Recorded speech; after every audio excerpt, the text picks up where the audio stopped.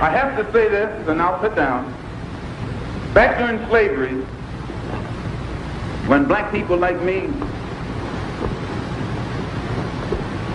talked to the slaves, they didn't kill him. They'd send some old house Negro along behind him to undo what he said. You have to read the history of slavery to understand this. There were two kinds of Negroes. There was that old house Negro and the field Negro. And the house Negro always looked out for his master. When the field Negroes got too much out of line, he held them back in check. He put them back on the plantation. The house Negro could afford to do that because he lived better than the field Negro. He ate better, he dressed better, and he lived in a better house. He lived right up next to his master in the attic or the basement. He ate the same food his master ate and wore his same clothes. And he could talk just like his master. Good diction. And he loved his master more than his master loved himself. That's why he didn't want his master hurt. If the master got sick, he'd say, "What's the matter, boss? We sick?" He was as sick as the master.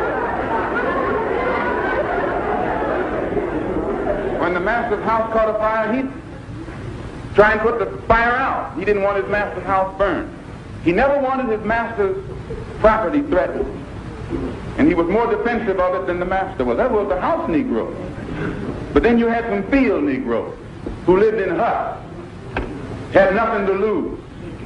They wore the worst kind of clothes. They ate the worst food. And they caught hell. They felt the sting of the lash. They hated their master. Oh, yes, they did. If the master got sick, they prayed that the master died. If the master's house caught a fire, they prayed for a strong wind to come along. This was the difference between the two. And today you still have house Negroes and field Negroes.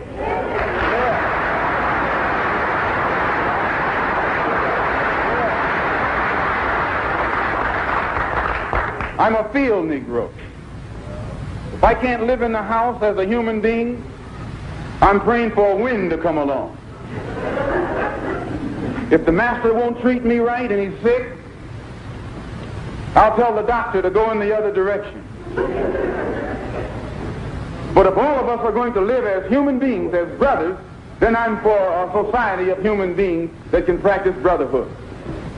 So before I sit down, I want to thank you for listening to me. I hope I haven't put anybody on the spot. I'm not intending to try and stir you up and make you do something that you wouldn't have done anyway.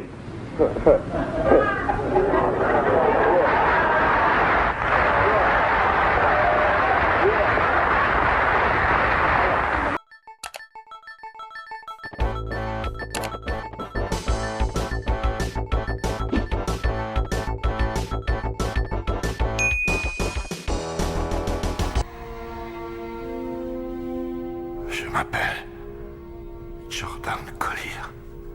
Dès que je serai libre, vous et le monde, vous saurez ce que moi je sais. Des groupes religieux dans le monde entier vont le considérer comme le Messie. Peu importe que ce soit complètement fou, il y aura beaucoup de gens qui le croiront. Merci.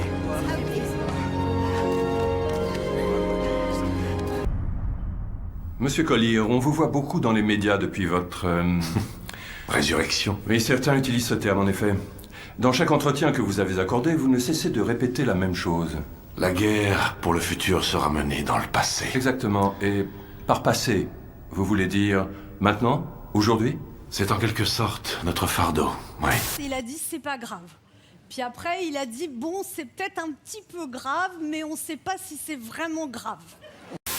Cette épidémie qui affecte tous les continents et frappe tous les pays européens est la plus grave crise sanitaire qu'ait connue la France depuis un siècle.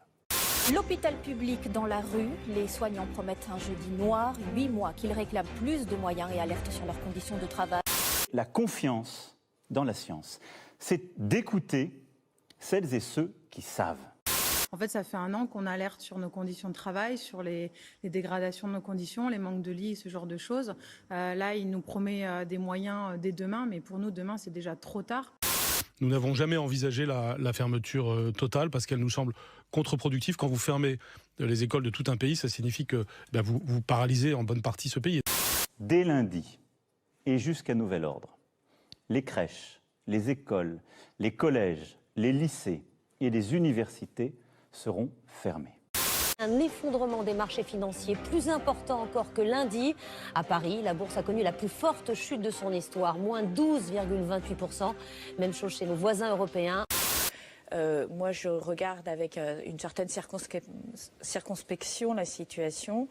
C'est plutôt le moment de faire des bonnes affaires en bourse aujourd'hui. Il n'y a plus de gel hydroalcoolique. On est très inquiet sur les capacités qu'on va avoir sur les lits de réanimation et les lits hospitaliers. Des masques seront livrés dans les pharmacies dès demain soir, dans les 25 départements les plus touchés. Aie confiance, crois en moi. Pas de risque de pénurie de masques? Non, il n'y a pas de risque de pénurie. D'abord, pour les masques dits chirurgicaux, les bleus un peu plissés, en fait, on a des stocks d'État qui ont été réalisés dans des mandatures précédentes, donc ils sont renouvelés, on les a. Les pharmacies de Clamart viennent de toucher des masques chirurgicaux qui sont des vrais passoires, hein, alors que Olivier Véran m'avait téléphoné mercredi dernier pour me dire qu'on allait avoir des masques FFP2. Les médecins libéraux ont été méprisés, oubliés. L'administration ne doit pas rendre des comptes. Ça, c'est des masques que j'ai réussi à avoir chez un carrossier, puisqu'on n'arrive plus à en voir en ville. On n'a plus de stock disponible chez les pharmaciens ou chez les grossistes. Ils sont en rupture fabricant, donc nous, on se débrouille. Pourquoi est-ce que le président de la République n'est pas muni d'un masque? Mais tout simplement parce qu'il n'y a pas besoin d'un masque dès lors qu'on respecte la distance de protection vis-à-vis des autres. On me dit que Emmanuel Macron arrive un instant, le voilà. Emmanuel Macron qui met un masque et qui arrive donc sur ce parking à Mulhouse. On ne nous dit pas tout. Non, c'est la guerre du bien contre le mal. Et elle a déjà commencé.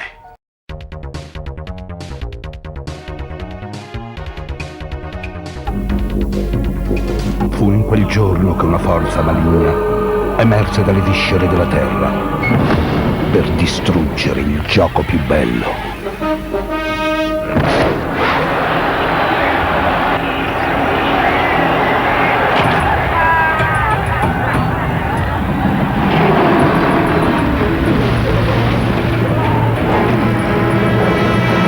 Maybe they're friendly.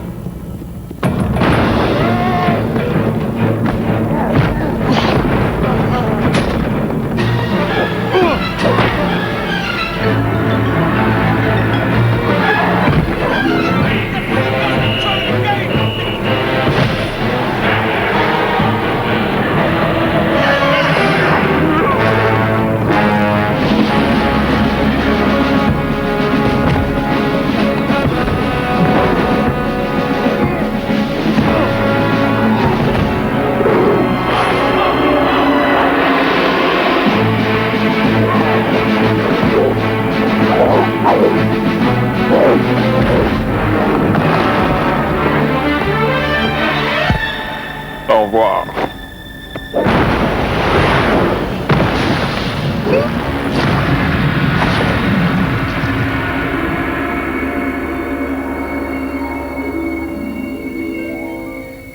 Aujourd'hui, on va voir que l'Agence européenne des médicaments alerte sur un vaccin. Annalise Durine est une infirmière de 55 ans. Elle travaille principalement dans un hôpital et elle aime beaucoup son métier. Elle a une vie saine et même si elle a été très occupée pendant le Covid, elle adore son travail. Elle est même un élément essentiel de son hôpital. Elle travaille régulièrement en bloc opératoire et généralement, les médecins adorent travailler avec elle. L'autre jour d'ailleurs, pour une opération de l'appendicite, elle disait « Allez, soyez courageux, ce n'est qu'une appendice, c'est simple comme opération. » Bon, le patient était endormi, c'était au chirurgien qu'elle parlait. Bref, Annalise Durine et l'hôpital, c'est une histoire d'amour. Mais depuis quelques semaines, l'histoire d'amour commence à battre de l'aile. Annalise ne s'est pas fait vacciner. Oh, elle y a beaucoup réfléchi, elle y a beaucoup pensé, mais elle se disait que finalement il y avait le temps et qu'on n'avait pas encore assez de recul sur les vaccins. Du coup, elle ne souhaitait pas le faire. Et elle n'était pas la seule dans ce cas. Un peu plus d'un tiers des soignants dans les hôpitaux n'étaient pas vaccinés en juin. Mais avec l'allocution du président Macron le 12 juillet dernier, Annalise a compris qu'elle allait être obligée de se vacciner. Et d'ailleurs, la loi est passée hier à l'Assemblée nationale. Il y aura une obligation vaccinale pour les soignants. Alors, à cause des délais de vaccination, la contrainte a été un peu repoussée, l'obligation aura lieu le 15 septembre, mais Annalise ne pourra pas y couper. Elle l'avait compris lors de l'allocution du président Macron, et du coup, elle avait pris rendez-vous pour la vaccination. Comme elle a 55 ans, elle avait décidé de se vacciner avec le Johnson & Johnson. Pour elle, c'était un vaccin avec une ancienne méthode de vaccination, donc plus sûre, et il avait l'incroyable avantage de ne nécessiter qu'une seule dose de vaccin. Une dose de vaccin, une piqûre, quand on n'a pas une vocation de fakir, c'est très bien. Et puis Annalise n'aime pas beaucoup le Pfizer. Tenez, rien que le fait de prononcer le nom Pfizer, vous infectez 15 personnes. Du coup, Johnson & Johnson, ça lui allait très bien. Mais à peine Annalise avait-elle pris son rendez-vous, le 13 juillet dernier, qu'elle voit que l'Agence américaine du médicament lance une alerte sur ce vaccin. Selon l'Agence américaine du médicament, le Johnson & Johnson donne d'un risque accru de développer le syndrome de Guillain-Barré. Alors, le syndrome Guillain-Barré, c'est une affection auto-immune qui est très rare et dans laquelle le système immunitaire s'attaque aux nerfs périphériques. Du coup, vous avez des douleurs, un engourdissement, une faiblesse musculaire ou même des difficultés à marcher. Cette annonce de l'Agence américaine du médicament, ça a été un peu une douche froide pour Annalise. Elle n'a aucune envie de finir dans la piscine des handicapés qu'il y a à l'hôpital. La piscine des handicapés, entre eux, les soignants l'appellent la soupe aux légumes. Et Annalise n'a aucune envie de s'y retrouver. Du coup, pour elle, ça a trotté depuis quelques jours sur est-ce qu'il faut ou non me faire vacciner avec ce Johnson & Johnson. Et puis, hier, ça a été la goutte d'eau qui a fait déborder le vase. Une semaine après l'Agence américaine des médicaments, l'Agence européenne des médicaments dit, elle aussi, que le vaccin de Johnson & Johnson donne des risques accrus de syndrome de Guillain-Barré. Alors, c'est un effet indésirable relativement rare, mais pour Annalise, c'est un peu trop. L'Agence européenne des médicaments dit cependant que le vaccin va rester actif en Europe, parce que le rapport bénéfice-risque reste très favorable dans le cas de ce vaccin. Mais Annalise se demande quel rapport bénéfice-risque. Elle a 55 ans, mais elle est en forme, elle court tous les matins, elle n'a pas de surpoids, et elle n'a aucune des comorbidités qui entraînent un problème avec le Covid-19. Du coup, elle risque absolument rien avec le Covid-19, ou du moins quasiment rien. Et pour elle, du coup, le rapport bénéfice-risque avec un vaccin qui pourrait lui donner un Guillain-Barré, eh bien, elle n'est pas sûre qu'il soit si favorable que ça. Surtout que l'Agence européenne du médicament précise que même s'il y a très peu de cas de Guillain-Barré, eh bien, si vous avez été récemment vacciné et que vous développez des signes évocateurs comme une faiblesse ou des picotements à l'extrémité des membres ou des troubles de la vision, vous devez immédiatement consulter un médecin. Et pour moi, cette alerte qui a été lancée par l'Agence européenne du médicament pose de réelles questions. C'est pas la première qu'on a. On en a déjà eu sur l'AstraZeneca. Et d'ailleurs, ces deux vaccins, l'AstraZeneca et Johnson & Johnson, qui étaient initialement donnés à tout le monde, ont été restreints aux plus de 55 ans seulement. Du coup, on voit quand même que la connaissance des effets secondaires de ces vaccins n'est pas encore complète. Pour le meilleur ou pour le pire, nos vies ont été bouleversées radicalement. Tourne vers le monde numérique alors en plein essor. En éliminant ainsi les différents tests traditionnels qui ont toujours existé. Actuellement, on se trouve plongé dans les différents cyberplateformes du web et des réseaux sociaux que des millions d'utilisateurs se partagent entre eux. C'est pourquoi ils sont classés comme nuisibles à notre bien-être et notre santé mentale. Bien que les choses se déroulent de la sorte et que la grande majorité n'accorde aucune importance à ces mots graves. Des études en neurosciences démontrent que les niveaux de stress sont montés en flèche comme jamais auparavant. Et que l'environnement familial se détériore également. En effet, la famille subit une crise sévère sans précédent. Et elle est en chute libre. La vie familiale au sein des foyers a actuellement tendance à disparaître. Et il n'y a apparemment pas de solution pour y remédier. C'est pour cette raison que dans de nombreux cas, l'augmentation du nombre de personnes ayant tendance à s'isoler s'est propagée. Sachant qu'il leur est difficile de communiquer avec le monde extérieur, ces personnes volontairement renfermées dans leur chambre profitent donc des outils que leur apporte la réalité virtuelle. Dans ce changement d'archétype social vers l'occidentalisation, on assiste à la chute inéluctable de l'ancienne architecture japonaise, qui a systématiquement disparu au fil du temps. Alors qu'une puissante industrialisation technologique incontrôlable s'emparait du pays au fil des années. Tout cela à cause des nouvelles technologies qui ont modifié définitivement notre mode de vie. La priorité très courante dans le passé, qui consistait à travailler, étudier, avoir une carrière professionnelle ou avoir de bonnes relations avec nos parents, nos compagnons et nos amis, est quelque chose qui disparaît rapidement. Parce que la technologie nous rend extrêmement vulnérables, aussi bien pour les humains qui ont une sensibilité émotionnelle, que pour notre planète, qui devient une énorme antenne directement connectée à la génération 5G. Cela ne se fait pas sans conséquences pour ce qui est de notre santé physique, psychique et émotionnelle, dans tous les domaines où nous évoluons, comme nous le verrons plus tard. En plus de ce que nous devons vivre au niveau général et au niveau de nos relations, dans tous les domaines, social, professionnel et familial, il y a aussi une structure carcérale croissante avec des vigiles invisibles, qui se surveillent entre eux, et qui surveillent leurs citoyens. À l'intérieur de ce contrôle subtil et minutieux, se trouvent certains robots qui écoutent leurs maîtres en secret.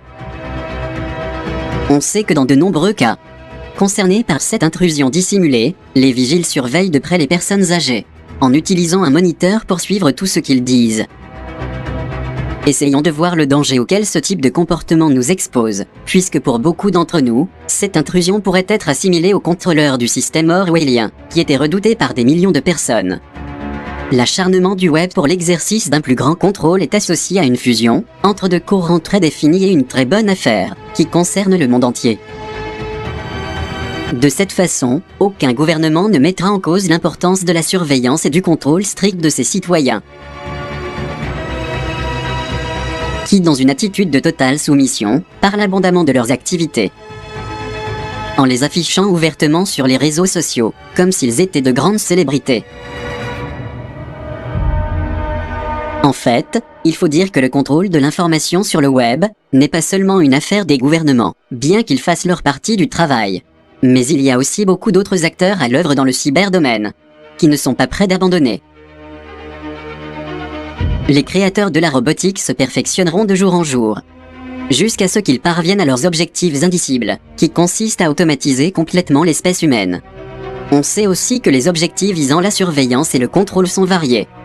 Et de leur côté, les gouvernements veulent savoir tout ce que font les citoyens, parce qu'il est plus facile de les extorquer et de les intimider de 1000 façons. De leur côté, les grandes entreprises essaient aussi, comme toujours, de nous vendre les nouveaux produits, en rendant toutes ces créations irrésistibles pour les foules envieuses d'être à la dernière mode.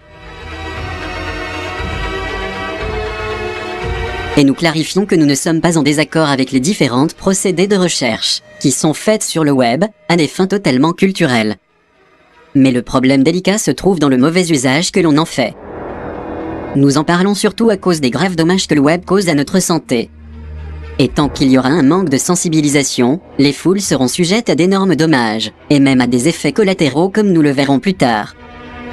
Nous devrions donc prendre de sérieuses précautions, car il s'agit d'un mal imparable que les gens, par ignorance et une très grande dépendance, sont incapables d'en mesurer les conséquences,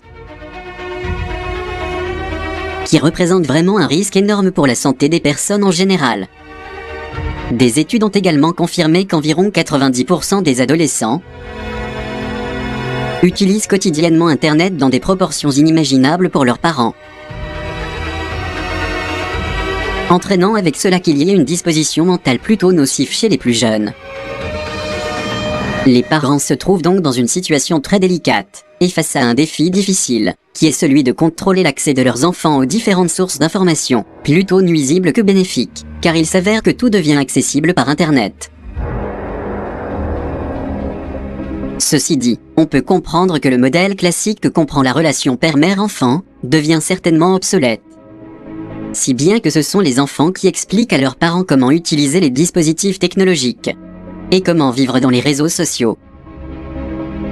La psychiatrie nous enseigne que le futur format pour accéder à la connaissance est simplement conçu à travers la musique, les films et même la danse.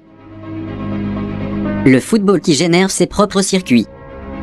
Les compétitions, tout ça se déroulant dans une atmosphère où la recrudescence de la pornographie est notoire. Il y a en plus des personnages de jeux vidéo bien connus, des chanteurs et des acteurs virtuels, à un tel point qu'ils génèrent leur propre version de la vie physique, à laquelle un grand nombre de jeunes s'identifient. De plus en plus de Japonais personnalisent aussi leurs machines et donnent un nom à leurs robots, leur téléphone portable, leur lecteur de CD et leur Game Boy. Ils ont même une forte intimité ludique avec des objets inanimés en acrylique, en silicone, et avec des écrans pour qu'ils paraissent aussi naturels que possible. On peut se rendre compte ainsi que les appareils électroniques sont si essentiels à la vie japonaise qu'ils deviennent des membres virtuels de la famille. Beaucoup de personnes passent plus de temps avec les machines qu'avec leur famille. Et nous le voyons quand ils regardent leurs messages, écrivent des mails ou téléchargent leurs horoscopes. La tendance japonaise à anthropomorphiser les machines est également fondamentale dans le cadre de l'endoctrinement culturel, social et technologique. Les machines sont devenues le centre de l'industrie électronique et les meilleurs amis pour s'intégrer dans la société japonaise. Elles nous font oublier leur vraie nature qui est celle des robots qui n'ont rien d'humain. C'est le cas du célèbre chien robot Ebo. Un animal de compagnie créé pour un usage domestique, que son créateur Sony lance actuellement après l'avoir amélioré. Et la chose la plus surprenante est qu'il a la capacité de reconnaître son propriétaire, ainsi que les commandes vocales. En fait, il est devenu presque un vrai chien. Il est également capable de voir, grâce à une caméra installée dans son museau, qui lui permet de reconnaître l'environnement, et avec cette information et son système d'intelligence artificielle, il apprend et crée sa propre personnalité. Parmi les dernières innovations technologiques des Japonais, il y a aussi des robots assistants personnels, gérés via Internet. Ce sont des équipements avec un exosquelette cyber qui aide à effectuer des tâches physiques commandées par des signaux que le cerveau envoie aux muscles. Les entreprises japonaises ont aussi des projets modernes, comme des écouteurs capables de lire nos pensées, et en fonction de l'humeur de l'utilisateur, ils cherchent les chansons les plus appropriées. Il existe même des petits robots en forme de lunettes de traduction qui permettent de traduire en anglais divers documents écrits en japonais, simplement en lisant avec elles. Ces lunettes permettraient aussi de recevoir sur le verre écran des informations concernant une personne, si celle-ci est enregistrée sur un smartphone, grâce à un système de reconnaissance faciale et d'identification. Parmi les dernières innovations, l'université de Nagoya travaille sur un système pour aider les personnes âgées à conduire en toute sécurité, à l'aide d'un robot de 20 cm de haut. Ce petit robot est une sorte de copilote qui garde les conducteurs en alerte par leur voix ou leurs gestes.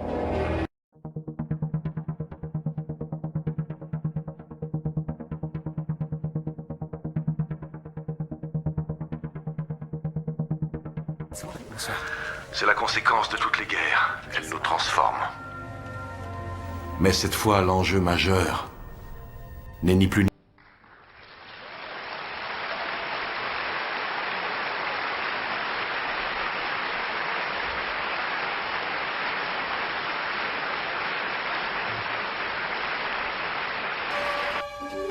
Mais pourquoi faudrait-il qu'il y ait une guerre? J'ai vu le futur. Et il était bien sombre. La race humaine était vieille, malade. Elle mourait. Ce qui restait de la civilisation était sous le contrôle d'une élite brutale, puissante, qui s'était retranchée derrière les murs de la dernière ville de la planète, pendant que le reste de l'humanité se battait pour survivre sur des terres dévastées.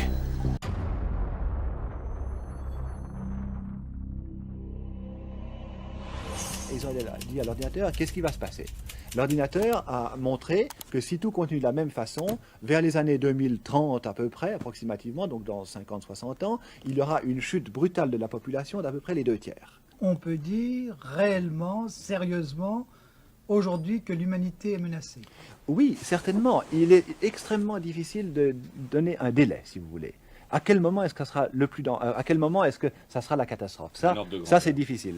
Eh bien, ce qu'on peut dire, je crois que là, ça a été étudié par différents groupes, en particulier le fameux groupe de Rome, qui est un des groupes de savants de très haut niveau, vraiment extrêmement modérés et prudents et précis dans leur méthode de travail, qui ont travaillé avec le MIT, c'est-à-dire le Massachusetts Institute of Technology de Harvard, Boston, parfaitement.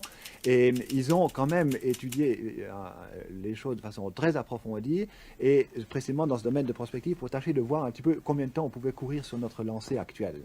Et ils ont ils ont programmé, si vous voulez, tout ceci sur des ordinateurs, et ils ont en particulier fait jouer les données principales suivantes: les investissements en capital, ou le niveau de vie, ce qui revient à peu près au même, la population, le taux d'accroissement de la population, l'exploitation des ressources naturelles, la pollution et la production d'alimentation.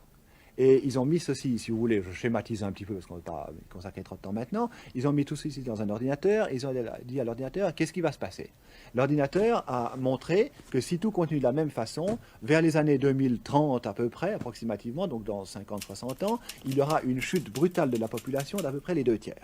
Notez bien que ces 2/3, c'est un chiffre qu'on retrouve dans toutes les grandes catastrophes naturelles, chez les animaux, quand il y a des explosions de population chez les insectes ou chez les fameux lemmings, vous savez, ces petits rongeurs, etc., ou même chez des cerfs, des chevreuils, etc., on retrouve ce même chiffre. À peu près les 2/3 de la population disparaissent au moment où il y a eu un excès de population, une explosion de la population. Mais est-ce qu'on peut sérieusement imaginer que c'est aussi dramatique? Oui, attendez, vous allez voir, il faut continuer un petit peu ceci. Alors là-dessus, ils ont dit, bon, mais qu'est-ce qui se passe si on fait un effort énorme et on réduit la pollution de temps et temps? Totalement insuffisant, 2030, même catastrophe. Alors ils ont fait varier tous ces différents facteurs, et toujours, quelles que soient les façons dont ils aient trouvé, systématiquement on annonce cette catastrophe pour cette époque-là. Donc une réduction de la population d'à peu près les 2/3 pour toute la Terre. C'est peut-être une solution, non? Oui, on va y arriver, vous allez voir. Ouais. Si on est dans le dernier tiers. Bon, alors là-dessus, ils ont posé le problème à l'envers, ils ont dit à l'ordinateur, alors qu'est-ce que tu veux qu'on fasse pour qu'en l'an 2000 on soit stabilisé? Alors l'ordinateur a répondu, il faut réduire les investissements. Et vous voyez notre société de consommation, ce qu'elle va faire. Réduire les investissements de 40%, réduire la pollution de 50%, réduire la pollution de 50%, réduire l'exploitation des matières premières de 75% et réduire la production alimentaire de 20%. Oui, mais enfin, est-ce que c'est imaginable, compte tenu des croyances religieuses, de stopper la natalité ou de la freiner? Est-ce que c'est imaginable, alors que les 3/4 de l'humanité sont en état de sous-développement, de freiner le progrès économique? Eh bien, vous venez de répondre à la question que vous me posiez tout à l'heure. Est-ce que vraiment l'humanité est en danger? Alors, vous voyez, on trouve une solution, n'est-ce pas? Et vous dites vous-même, la solution est impossible à appliquer. Ben voilà le danger. Voilà une vision bien désespérée, n'est-ce pas? Mais il reste un espoir. Il y a toujours de l'espoir, et il réside en chacun de nous. Nous pouvons changer notre futur à condition de commencer dès maintenant, aujourd'hui. Tout ce qui est crucial à la survie du monde, sa prospérité, les ressources de cette planète, l'eau, la nourriture, l'énergie, le matériel génétique de la vie elle-même, tout cela est déjà, au moment où je parle, annexé et entre les seules mains d'une poignée d'individus omnipotents. Cela doit cesser. Nous devons y mettre un terme. Ceux qui ont l'argent ont le pouvoir. Nous sommes tous d'accord pour dire que le monde ne peut fonctionner sans argent. Il n'y a qu'un monde imaginaire dans lequel les gens peuvent accepter le concept d'égalité à tous les égards. Un monde qui pourrait fonctionner sans argent. Cependant, la réalité est loin de ce concept utopique. Numéro 7. La famille Warburg. La famille Warburg est une puissante famille de banquiers allemands et américains d'origine juive, connue pour ses exploits dans différents secteurs, tels que la politique, l'économie, les banques d'investissement, le droit, la physique, la finance, le capital privé et l'altruisme. Ils auraient débuté en tant que famille juive vénitienne del Banco, constituée des Espagnols Anselmo et Abraham A. Levi Kahana de Palenzuela, une des familles séfarades allemandes les plus riches au début du XVIe siècle. Après la mise en place imposée de certaines contraintes entre les banques et la communauté juive, ils se sont installés à Bologne et ensuite à Warburg en Allemagne au XVIe siècle, d'où ils tirent leur nom de famille. Simon von Cassel était le premier ancêtre connu de la lignée. La famille s'est ensuite installée à Altona, près de Hambourg, au XVIIe siècle après 30 ans de guerre. Et c'est à Hambourg que MM Warburg et compagnie, une des premières banques d'investissement dans le monde, a été fondée en 1798. Paul Warburg, un descendant de cette famille, a participé à la création de la Réserve fédérale américaine. Il a travaillé en tant que directeur du Conseil des relations étrangères après son ouverture en 1921 et y est resté jusqu'à sa mort. De 1921 à 1926, Warburg était membre du Conseil consultatif de la Réserve fédérale et de 1924 à 1926, il était président de ce conseil. 6. La famille Oppenheimer. Pendant de nombreuses décennies, De Beers était le nom auquel on pensait lorsqu'on parlait de diamants, grâce notamment à une réserve de l'inventaire de diamants bruts mondial, des plans de marketing inoubliables et même des négociations avec des gouvernements étrangers pour leurs diamants. De Beers appartient au Oppenheimer depuis les années 1920. Jusqu'au milieu du 19e siècle, les diamants étaient rares et ne pouvaient être trouvés que sur de la joaillerie royale. En 1888, l'entreprise avait le monopole sur toute l'industrie du diamant en Afrique du Sud. En 1902, elle avait le contrôle de 90% de l'industrie mondiale du diamant. Parce que Ernst Oppenheimer parvenait à établir des contrats exclusifs avec des fournisseurs et acheteurs de diamants, il pouvait donc déterminer combien de diamants étaient vendus et à quel prix. Chaque fois qu'il avait de la compétition, il s'assurait d'acheter tout leur stock pour garder le monopole. Les Oppenheimer ont réussi à garder cette position durant une longue période. 5. La famille Bush. Les Bush sont considérés comme l'une des familles à avoir récemment rejoint l'élite mondiale. On ne peut douter de l'influence que cette dernière a sur la politique américaine. Pendant près de 60 ans, la famille Bush a joué un rôle clé dans la politique des États-Unis et par conséquent sur la politique mondiale. Pas moins de 2 présidents sont sortis de cette famille, George H.W. Bush et son fils George W. Bush. Vous devez venir d'une famille spéciale pour dire que votre père et votre grand-père ont été présidents du pays le plus puissant du monde. 2 sénateurs et gouverneurs sont également sortis de cette famille. L'influence des Bush remonte à l'époque de Preston Sheldon Bush, le père de H.W. Bush. Preston était un banquier et sénateur américain accusé d'avoir profité illégalement de la Deuxième Guerre mondiale et d'avoir mis sur pied des filiales de grandes entreprises qui ont financé le gouvernement d'Adolf Hitler. On raconte que le banquier était étroitement lié aux entreprises allemandes qui ont financé Hitler. Les descendants de Prescott n'ont pas échappé aux critiques et ont été accusés d'avoir utilisé leur pouvoir lorsqu'ils étaient chefs suprêmes des États-Unis pour profiter des guerres auxquelles le pays a participé. Les adeptes de la théorie du complot vont même plus loin et prétendent que George W. Bush était impliqué dans les attaques terroristes du 11 septembre visant le World Trade Center et aurait utilisé cela pour justifier une attaque contre un pays qui n'avait pas attaqué les États-Unis au nom de la guerre contre le terrorisme. 4. La famille Morgan. En 1893, une panique a surgi aux USA, en partie parce qu'un flux important d'or sortait du pays, mettant en danger l'économie américaine. Morgan a saisi cette opportunité pour sauver l'économie, en restaurant la stabilité du dollar américain et en sauvant par la même occasion le standard de l'or. Pour ce faire, JP Morgan a convaincu un syndicat de banquiers d'utiliser des bons américains pour racheter l'or des investisseurs étrangers. JP Morgan et les Rothschild ont rapporté près de 100 tonnes d'or au Trésor national. Grâce à l'or et aux bons d'échange, Morgan a pu contrôler les réserves d'or américaines, ce qui lui a permis de financer l'établissement de US Steel et d'avoir le contrôle sur l'industrie émergente de l'électricité, en fondant l'entreprise General Electric. Il est aussi le fondateur d'AT&T. Morgan a réalisé tout ceci en employant des méthodes d'affaires très peu éthiques. Certaines personnes pensent que les États-Unis ne sont pas impliqués dans la Première Guerre mondiale pour des raisons politiques, mais pour des gains purement financiers. Les banques américaines et celles de Morgan auraient prêté plus de 100 fois de l'argent aux pays alliés, mais également à leurs ennemis. 3. La famille Dupont. Euleiter Irénée Dupont a initialement fondé EL Dupont de Nemours et compagnie, plus connu sous le nom de Dupont, producteur de poudre à canon, qui est par la suite devenu un empire de l'industrie chimique.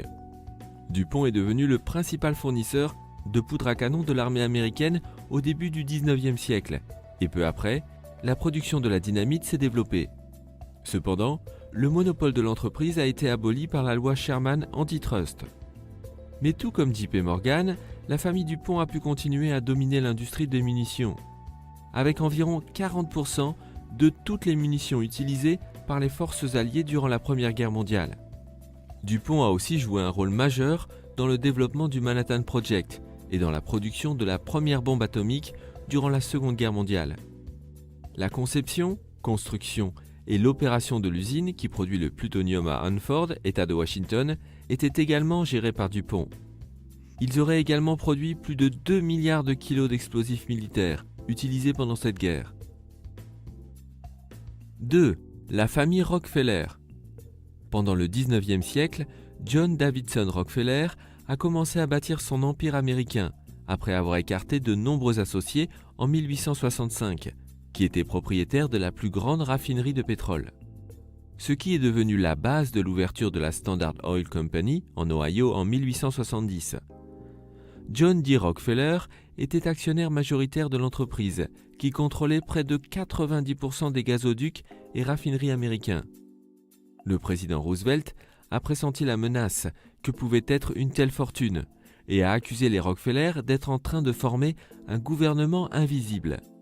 En 1911, la compagnie pétrolière monopole des Rockefeller a été démantelée par la loi antitrust. Mais la famille a gardé une grande partie de l'entreprise et a continué à en tirer profit. Lorsque John D. Rockefeller est mort en 1937, il avait un patrimoine qui serait l'équivalent de 305 milliards d'euros aujourd'hui.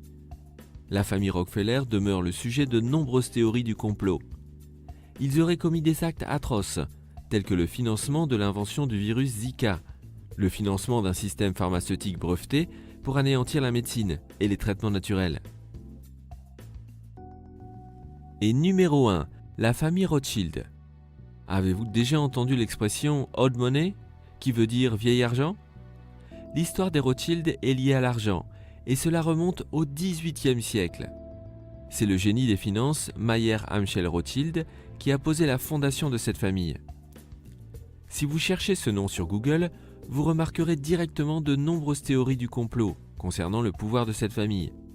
Des théories qui disent qu'ils seraient impliqués dans l'assassinat de John Fitzgerald Kennedy, pour s'assurer qu'ils n'entrent pas à Cuba, à cause de leur entreprise lucrative de sucre. On parle aussi de leur lien avec les attaques du 11 septembre. On ne peut toutefois pas blâmer les auteurs de ces théories, parce que l'histoire de cette puissante famille est très remarquable. Le fils Meyer, qui a débuté en tant qu'employé de banque, a réussi à se frayer un chemin vers le sommet et est devenu membre de l'industrie bancaire mondiale en un rien de temps. En positionnant ses 5 fils dans le système bancaire européen, il était alors facile pour lui d'avoir le contrôle. Leur empire a été établi quand ils ont commencé à financer des gouvernements, des monarchies et même des partisans des guerres napoléoniennes. À l'apogée de l'empire familial, la fortune des Rothschild aurait été la plus grande de l'histoire. Certains continuent de penser que les Rothschild sont restés à la tête du système mondial et influencent grandement les décisions de la Réserve fédérale américaine et le système financier britannique. En gros, les Rothschild sont considérés comme la famille la plus riche et la plus puissante de la planète. Bien que personne ne sache avec exactitude l'ampleur de leur fortune, on estime leurs patrimoines individuels à 450 milliards d'euros et leur patrimoine financier à 90 trillions d'euros. And if 4/5 of the world is dark, how is it possible for 1/5 to rule, oppress, exploit, dominate, and brutalize the 4/5 who are in the majority? How do they do it? Divide and conquer. If I take my hand and slap you, you don't even feel it. It might sting you because these digits are separated. But all I have to do to put you back in your place is bring those digits together.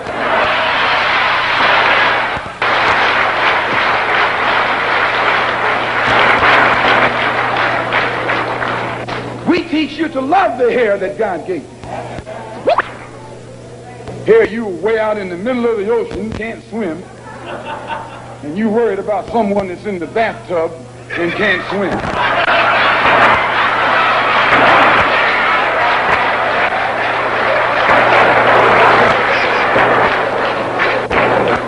We don't steal, we don't gamble, we don't lie, and we don't cheat. And that also deprives the government of revenue, because you can't get into a whiskey bottle without getting past the government seal.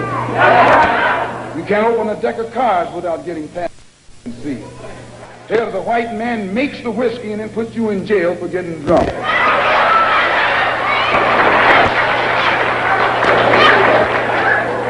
He sells you the cards and the dice and puts you in jail when he catches you using them. So he's against us because we fix it where he can't catch you anymore. We take the dice out of your hands and the cards out of your hand and the whiskey out of your head.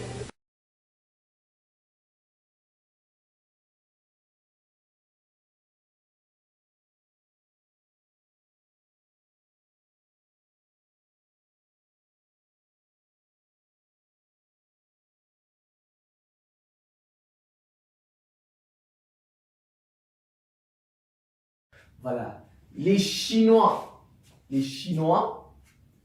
maîtres du monde, feront-ils pire que les Occidentaux? Est-ce que lorsque les Chinois deviendront les maîtres du monde, est-ce qu'ils feront pire que ce que les Occidentaux ont fait?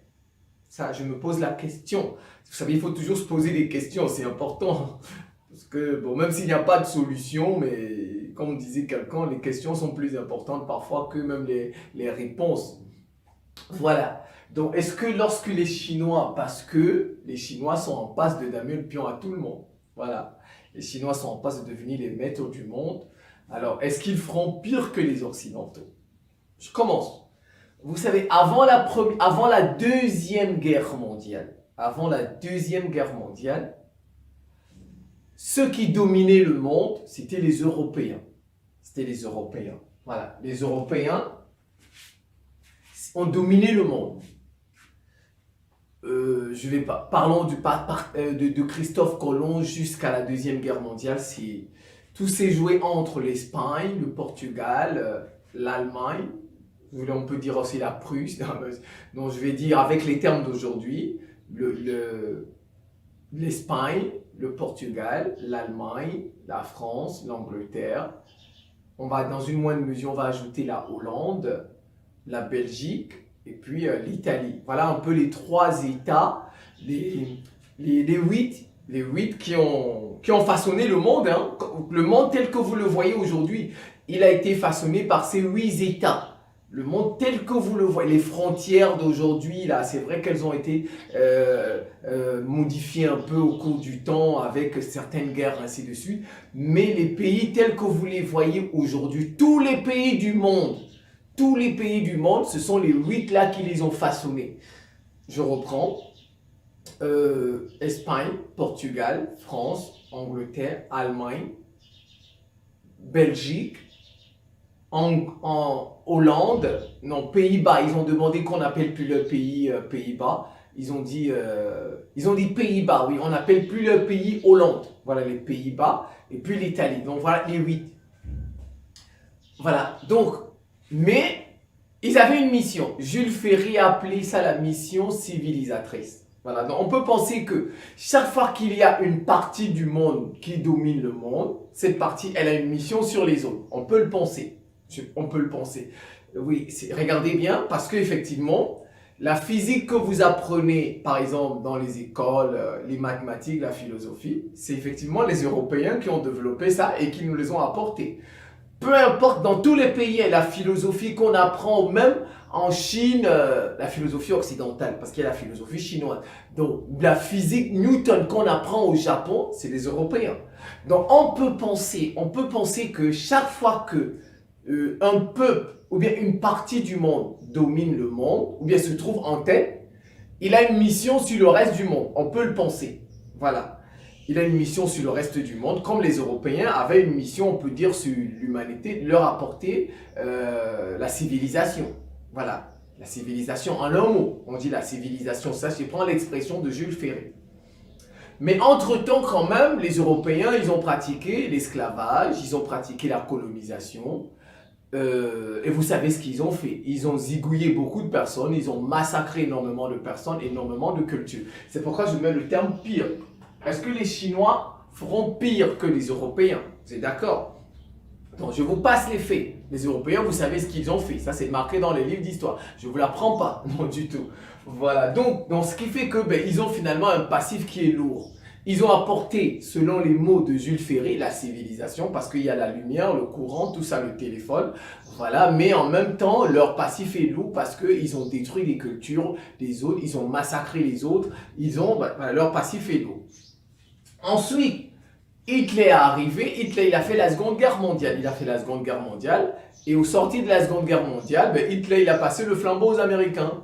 Donc maintenant, en 45, en 50, les plus forts du monde, c'était les Américains. C'était plus les Européens. Les Européens sont tombés, on peut dire, au sorti de la Seconde Guerre mondiale. Les Européens ont perdu le pas. C'est les Américains qui sont passés en premier, maintenant. Voilà, et vous conviendrez que quand on devient un grand, on a comme l'impression qu'on a une mission. Donc les Américains, plus ou moins, ont continué la mission des Européens. Les Américains, ils ont propagé la démocratie. Et ils ont propagé la liberté. Vous savez, la décolonisation, ceux qui étaient derrière la décolonisation, c'est les Américains, avec l'ONU. À travers, vous savez, l'ONU, c'est les Américains. À l'époque, l'ONU, c'est les Américains. Donc, en fait, c'est les Américains, ils ont apporté aussi, ils ont apporté la liberté, ils ont apporté la décolonisation, ils ont essayé de répandre la démocratie un peu partout.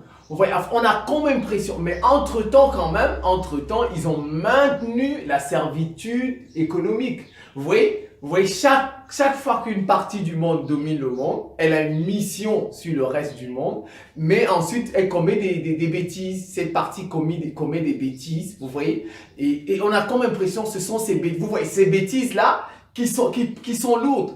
Et ce sont ces bêtises qui font que, parce que les Européens, ils ont fait l'esclavage, la colonisation, on a comme l'impression que leur passif, c'est ça qui a fait que, quand on est dans une autre dimension, on a comme l'impression que ce sont leurs fautes qui les ont fait tomber. Voilà, ce sont leurs fautes parce que leurs fautes étaient graves. On a mis sur leur balance, on peut dire que ce qu'ils ont apporté était moins lourd que les fautes qu'ils ont commises.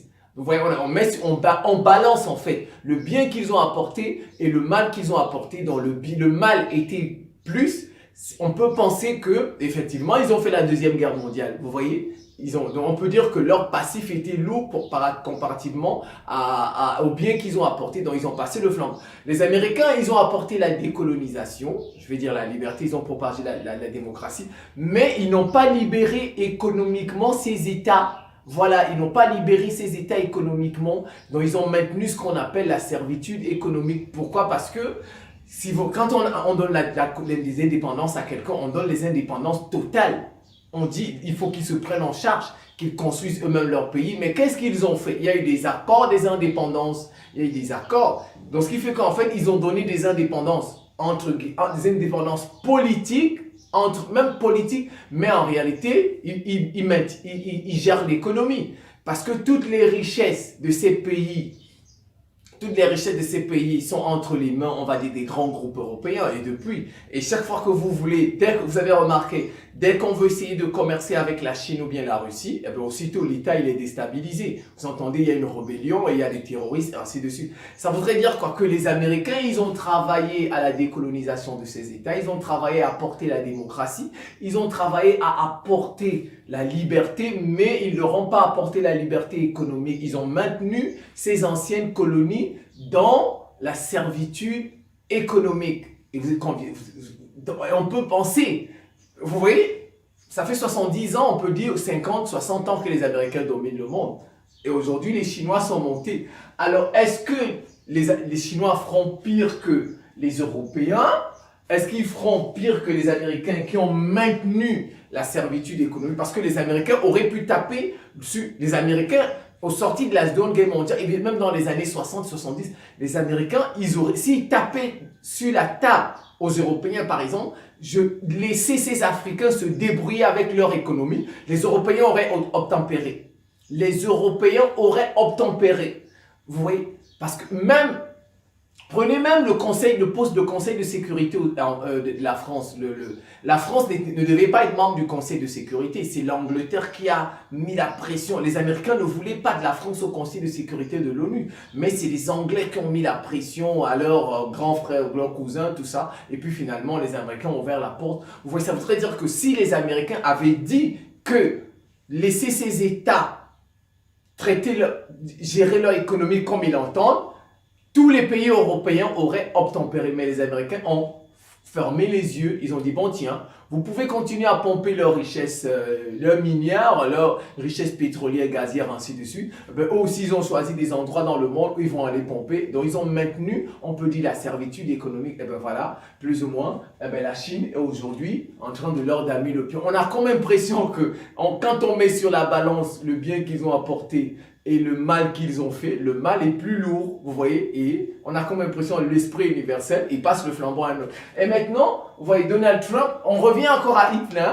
Donald Trump, il fait la guerre commerciale, voilà, parce que en fait, Hitler, vous savez, Hitler, je ne suis pas en train de justifier ce que Hitler a fait. Ce que Hitler a fait est mal. On n'a pas le droit de terrasser un peuple sous prétexte qu'on ne l'aime pas. Il n'avait pas le droit d'assassiner les Juifs, tout ça. Non, je dis ce qu'il a. Mais Hitler, qu'est-ce qu'il avait fait? Il avait vu la montée de l'Amérique.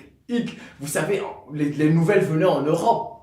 Hitler avait vu ça. Et Hitler s'est dit, ben tiens, les gens là, ils vont bientôt nous dépasser. Si on ne s'unit pas en Europe. Vous voyez, Hitler, en fait, c'est un précurseur de l'Union européenne, mais c'est la méthode ici est mal prise. Ici est mal pris parce qu'il avait vu la force des États-Unis venir.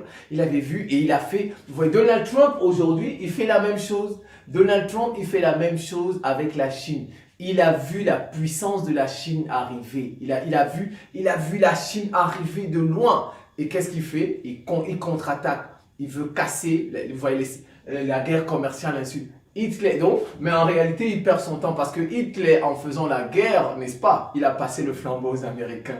Donc, en fait, l'histoire, c'est une roue. On ne peut pas empêcher ce qui va se passer. Donald Trump, il a passé, en fait, le flambeau aux Chinois.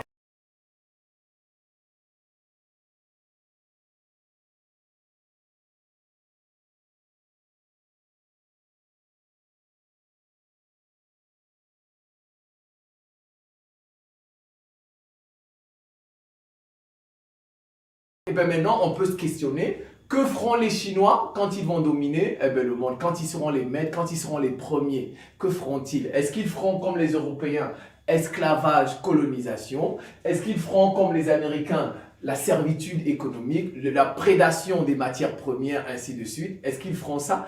De toutes les façons, les Chinois, comme je vous ai dit, chaque peuple qui domine apporte quelque chose. Et il fait aussi du mal.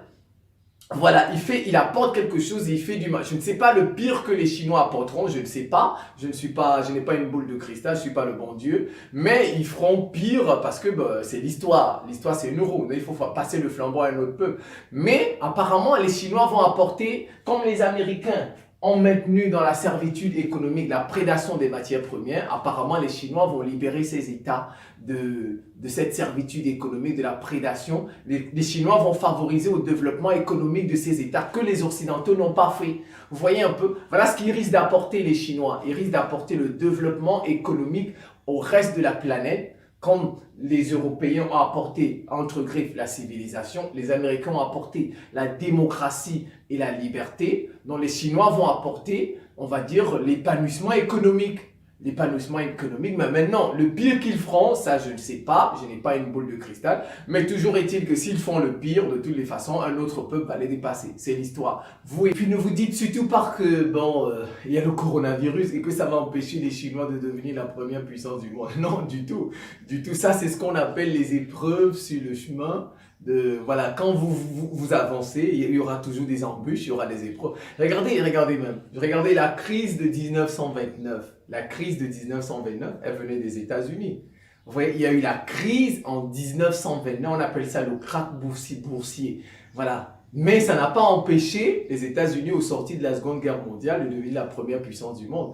Vous voyez, donc, il faut regarder, il faut prendre le coronavirus aujourd'hui comme par exemple la crise économique de 1929 qu'a connue l'Amérique et l'Europe. Elle a commencé en fait en Amérique et elle s'est propagée en Europe, vous êtes d'accord? Voilà, c'est un peu comme le coronavirus qui a commencé en Chine et qui se propage un peu partout dans le monde.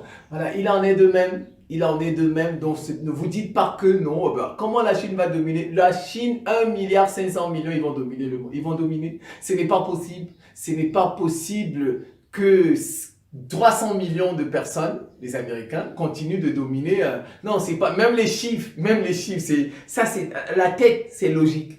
Vous voyez, même dans la tête, c'est logique. Donc peut-être le coronavirus va juste faire les Chinois s'amender un peu. Ils vont peut-être changer de comportement parce que bon, il y a beaucoup de choses qu'ils doivent encore apprendre. Vous voyez, c'est un peu comme le coronavirus. Il balaie un peu le terrain. Voilà, il va amener les Chinois à s'amender, à s'améliorer. C'est un peu ça. Voilà, donc ne vous dites pas que non.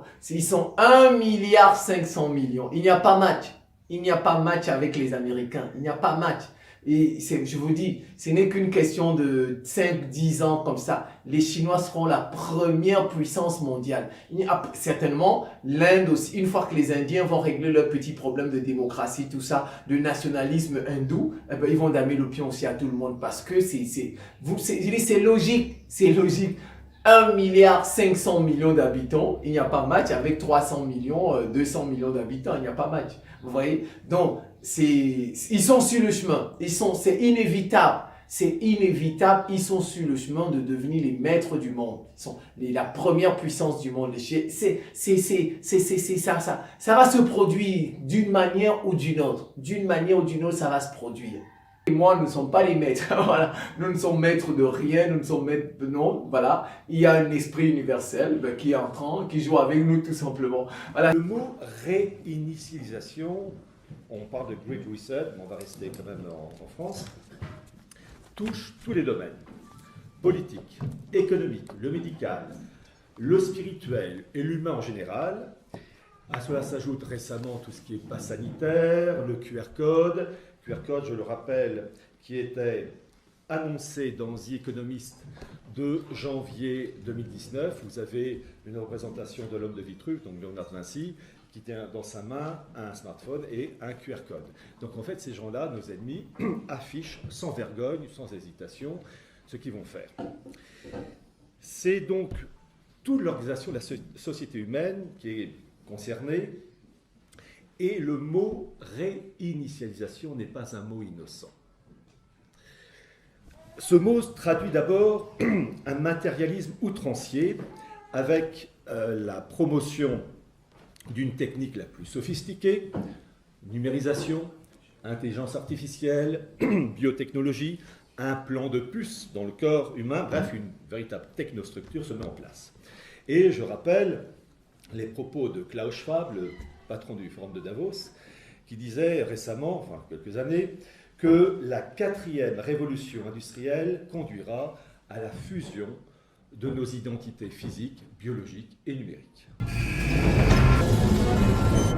Nos ennemis sont puissants et ils se renforcent un peu plus chaque jour. Ils sont prêts à tout pour maintenir leur domination, pour confiner l'humanité sur un chemin bien balisé qui ne nous conduira qu'à un désastre, à une issue catastrophique inéluctable si nous les laissons faire. Nous devons immédiatement nous prendre tous en main et combattre ensemble ce mal absolu qui vit parmi nous. Car lui n'hésitera pas à tous nous détruire. Nous n'aurons pas de seconde chance. Je vais vous dire ma conviction profonde. En France, je peux me tromper, dans ce cas-là, vous me direz de moi que j'avais tort. Je considère qu'en France, on est un pays égalitaire, égalitariste. C'est pas un pays dans lequel on va dire si tu es vacciné, tu peux rentrer là, si tu ne l'es pas, tu ne peux pas rentrer là. Je ne le crois pas. Je suis contre le pass sanitaire dans le resto. Je suis contre le pass sanitaire pour emmener ses gamins à l'école. Je suis contre tout ça. Donc non, on n'est pas en train d'installer un système de tri ou de sélection des gens en fonction de leur statut sanitaire. Je vous le dis, un pass où il n'y a pas un contrôle systématique c'est un abonnement Netflix familial. Hein. Non mais c'est indispensable d'avoir du contrôle. C'est comme les codes canal, tout le monde va se les passer, etc. Donc il faut qu'il y ait du contrôle. Ça c'est indispensable. Et la logique du pass sanitaire, c'est de passer de la responsabilité, c'est rester dans la responsabilité collective, mais l'encadrer et la contrôler. Je peux savoir ce qui se passe. Il se passe qu'on manipule le passé pour contrôler l'avenir. Il se passe qu'on déguise les faits en fiction. Vous me devez des réponses, Skinner. Vous devriez vous calmer un peu, Mulder, si vous ne voulez pas qu'on en vienne aux mains. Depuis le 11 septembre, ce pays a pris un virage particulièrement étrange. On nous surveille, on nous espionne soi-disant pour nous protéger, alors qu'en fait, on n'a jamais été plus en danger.